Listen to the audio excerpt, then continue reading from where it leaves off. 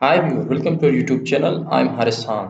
इस लेक्चर में हम फाइल स्ट्रक्चर व्यूजेस प्रोजेक्ट का देखने वाले हैं।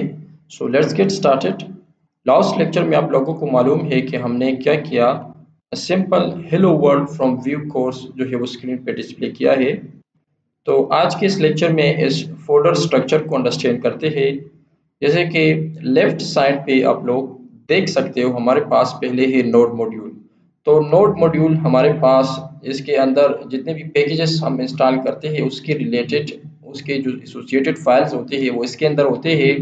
इन केस अगर ये प्रोजेक्ट हमें किसी को सेंड करना है या हमें गिट हब पे डिप्लॉय करना है, सॉरी उधर कोड पुश करना है, तो उस केस में हम जो है इधर हमारे पास जिस तरह गेट इग्नोर एक फाइल होता है जो कि जो फाइल्स हम पुश करते हैं गेट रिपोजिटरी में वो इसको इग्नोर करते हैं। तो इनमें से हमारे पास नोड मॉड्यूल भी होगा क्योंकि उसका साइज ज़्यादा होता है और ये हम उधर पुश नहीं करते और ये हम आसानी के साथ फिर जनरेट कर सकते हैं।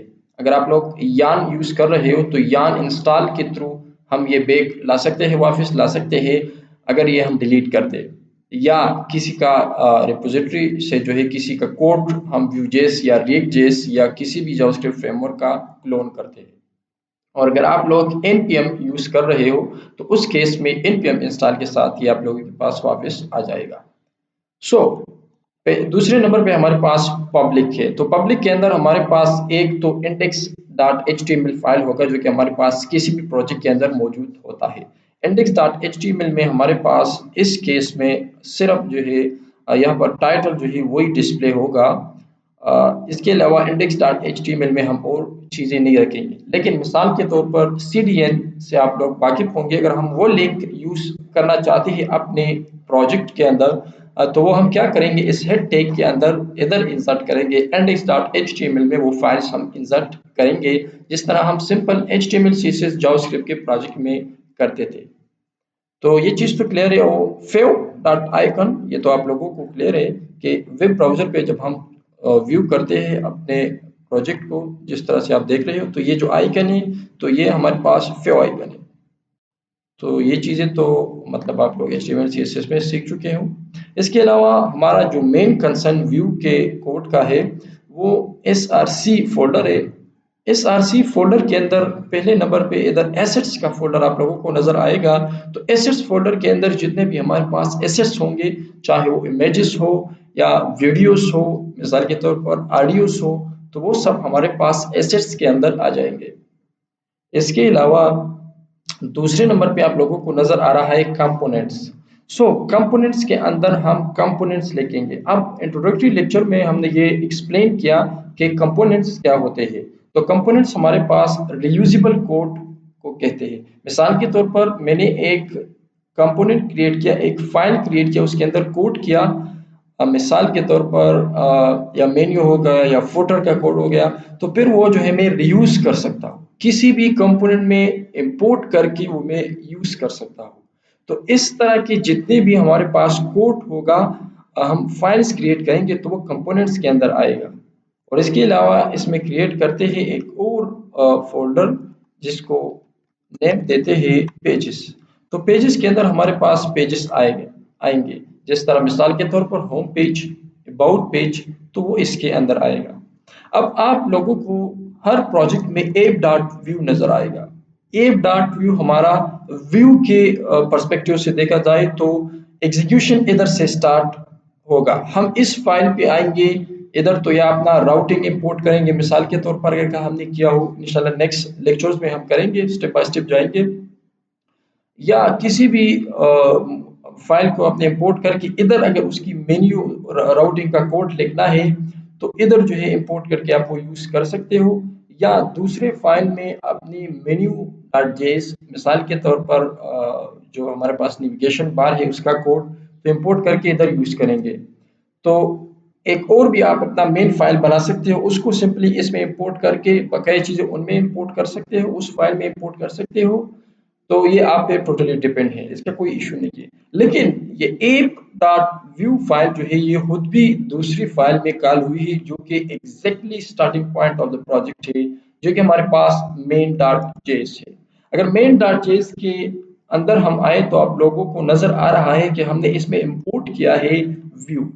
इंपोर्ट का ये मेथड सिंपल स्ट्रेट फॉरवर्ड है, जिस तरह हम उसमें इंपोर्ट करते थे जावास्क्रिप्ट में। लेकिन ये इंपोर्ट का जो टेक्निक है, इससे पहले अगर आपको याद हो तो हम रिक्वायर्ड यूज करते थे जावास्क्रिप्ट में।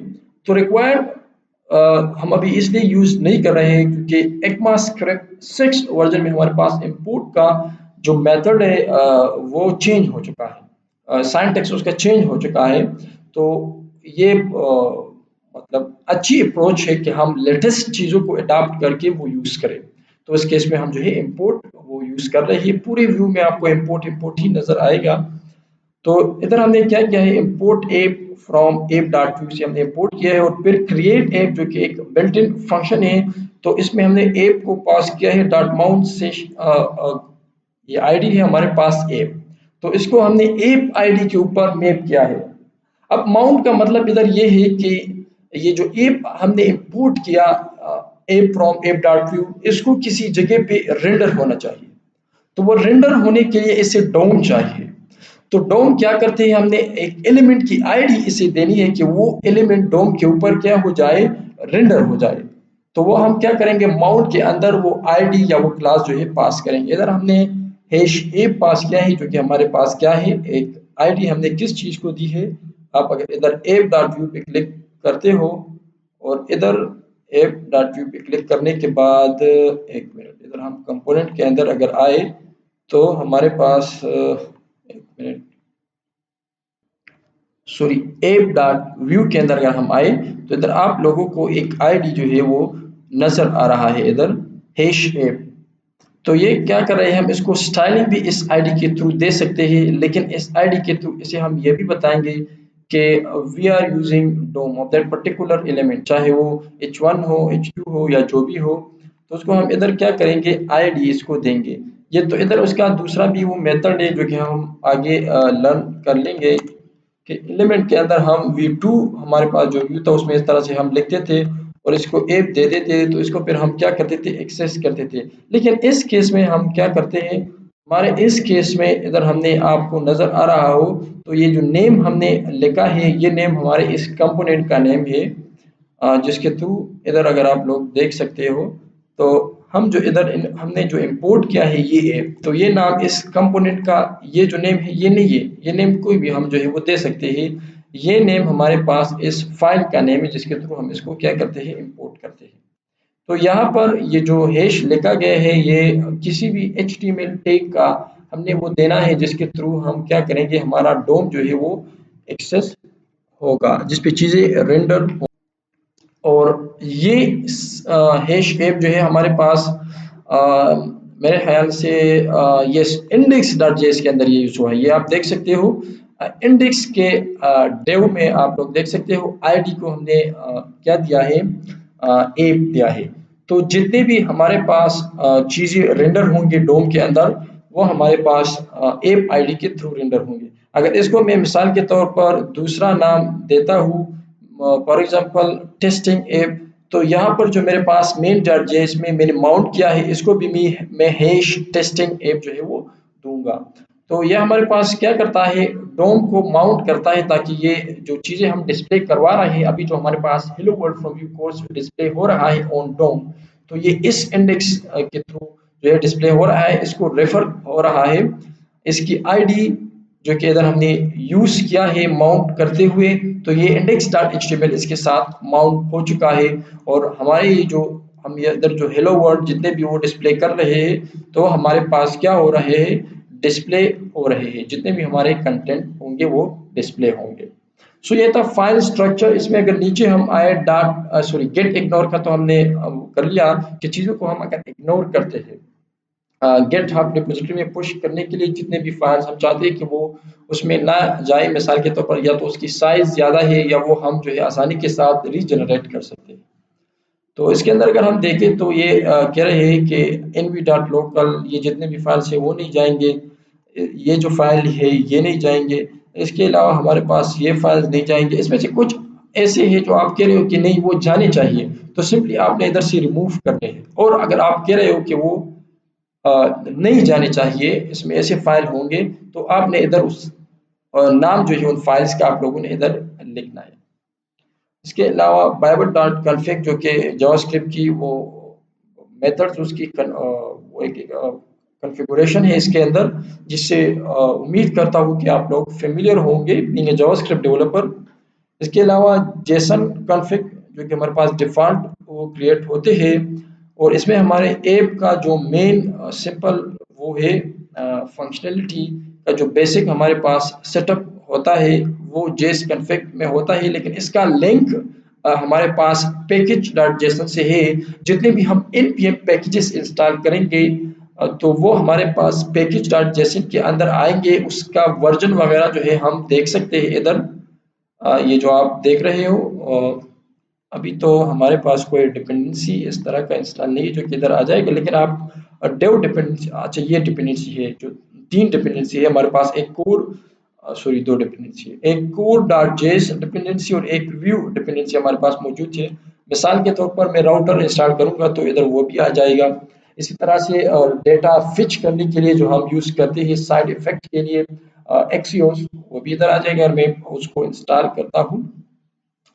और इधर हमारे ऐप का जो नेम है वो भी आप लोगों को नज़र आएगा, उसका वर्जन नज़र आएगा, और जो हमारे पास उसके बिल्ड के टैग होंगे या उसके स्टार्ट होने के टैग्स होंगे या टैग होगा या कमांड होगा सॉरी, तो वो इधर जो है आप लोगों को देखेगा, जैसे सर्फ है, बिल्ड है और लिंक है।